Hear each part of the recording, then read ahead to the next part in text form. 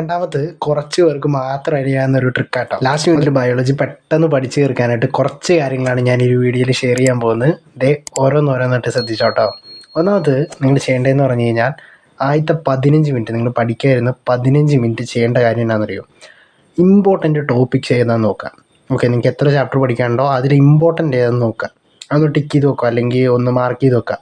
Okay, പിന്നെ diagram ഉണ്ടെങ്കിൽ അതും, അതുപോലെ തന്നെ ഗ്രാഫ് ഉണ്ടെങ്കിൽ അതും, അങ്ങനത്തെ കുറച്ച് ചാപ്റ്റർ വരുന്നുണ്ട് ഡയഗ്രാമും ഗ്രാഫും കൂടുതലുള്ളത്.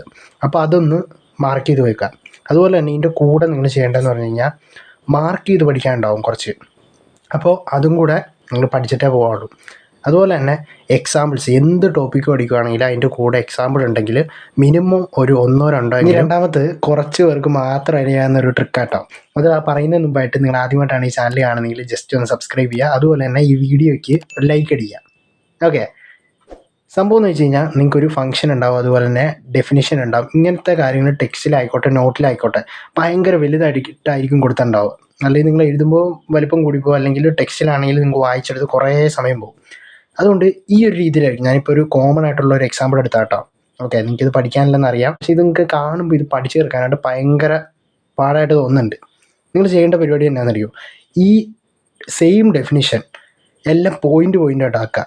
ഓക്കെ, ഇത് ഈ രീതിയിൽ പോയിൻ്റ് ആക്കുക. ഇപ്പോൾ നോക്ക്, ഒരു 4, 5, 6 വരെയാണ്. 4, 2, 4, 5 വരെയുള്ള ഡെഫിനിഷനെ മെയിൻ പോയിൻ്റ് മാത്രമായിട്ട് ഞാൻ തിരിച്ചു വെച്ചിട്ടുണ്ട്. സിമ്പിളായിട്ട് നിങ്ങൾക്ക് വായിച്ചെടുക്കാം. ഇത് നോക്കിയേ, സിമ്പിളായിട്ട് നിങ്ങൾക്ക് ഇതേ ഒന്നാമത്തെ പോയിൻ്റ് പഠിക്കാൻ, രണ്ടാമത്തെ, മൂന്നാമത്തെ, നാലാമത്തെ നിങ്ങൾക്ക് പെട്ടെന്ന് വായിച്ച് പഠിക്കാനായിട്ട് പറ്റും. ഓക്കെ, ബ്രെയിൻ വിചാരിക്കും ഒരു 4 പോയിൻ്റല്ലേ ഉള്ളൂ എന്നോർത്തിട്ട് നിങ്ങൾക്ക് പെട്ടെന്ന് തലയിൽ നിൽക്കും ഇത്. ഓക്കെ, ലാസ്റ്റ് മിനിറ്റിൽ നിങ്ങൾക്ക് ഈ ഒരു ട്രിക്ക് പരീക്ഷ നോക്കാം. ഇനി മൂന്നാമത്തത് നിങ്ങൾ ചെയ്യേണ്ട പരിപാടി എന്താണെന്നറിയോ? 55 മിനിറ്റ് നിങ്ങൾ ഫോക്കസ് ചെയ്ത് പഠിക്കുക. ഒരു ചാപ്റ്റർ പഠിക്കുന്നെങ്കിൽ അതിൽ തന്നെ ഫോക്കസ് വെക്കുക. ചുറ്റും എന്ത് കാര്യം നടന്നാലും അതിലേക്ക് നിങ്ങൾ ശ്രദ്ധ കൊടുക്കുകയേ ചെയ്യരുത്. ഓക്കെ, അതുപോലെ തന്നെ കുറച്ച് നേരം പഠിച്ചിട്ട് ഈ ഒരു 55 മിനിറ്റ് പഠിച്ചിട്ട് ഒരു 9 മിനിറ്റ് അല്ലെങ്കിൽ 10 മിനിറ്റ് ബ്രേക്ക് എടുക്കുക. ഓക്കെ, ഈ ബ്രേക്ക് എടുക്കാൻ നേരം പോയി ഫോൺ തോണ്ടിക്കൊണ്ടിരിക്കരുത്.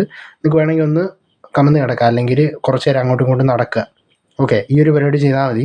ഇനി ഒരു ബോണസ് ടിപ്പും കൂടെ പറഞ്ഞുതരാം. നിങ്ങൾ രാവിലെ എണീറ്റിട്ട് ഒരു 13 മിനിറ്റ് ടൈമർ സെറ്റാക്കിയിട്ട് മെഡിറ്റേഷനായിട്ട് മാറ്റി വെക്കുക.